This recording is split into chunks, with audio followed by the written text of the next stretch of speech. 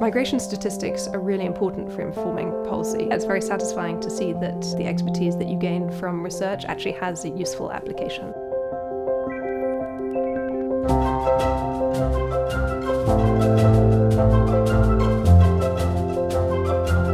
I run the Migration Observatory at the University of Oxford, and we do research on international migration in the UK. So who is moving, why are they moving, and what are the impacts of migration policies. Issues that we're dealing with at the moment include the impacts of the post-Brexit immigration system, the asylum system, and people crossing the channel in small boats. The policy partner that I'm working with now is the Office for National Statistics. At the Office for National Statistics, our role is really about providing independent evidence to inform policy. There have been so many challenges we've recently faced because COVID meant that our face-to-face survey had to be paused. This has meant we've had to move to new ways of measuring migration much more quickly.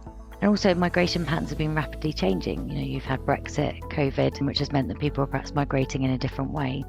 We look to topic experts to help and challenge our thinking. Madeleine, and she provides an absolutely invaluable peer review.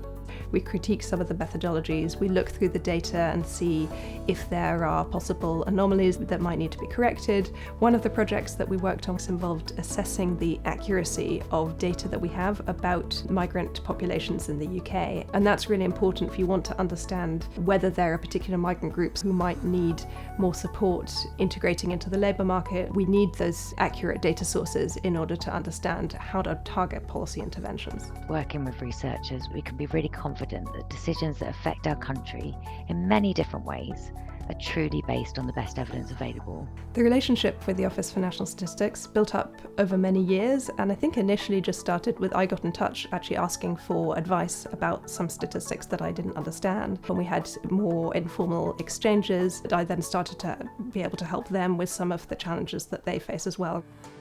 I think one of the challenges for researchers who want to engage with policy is that it really does involve a fair amount of time to be committed. It's difficult to just sort of dip in and say, hey, I've done this research, you should read it. You need to spend time thinking about problems that aren't necessarily directly related to your research now, but that will be helpful to policymakers who have specific questions about their own areas of work. It's really the sort of cumulative impact of all the small bits of engagement that I think actually make more meaningful change.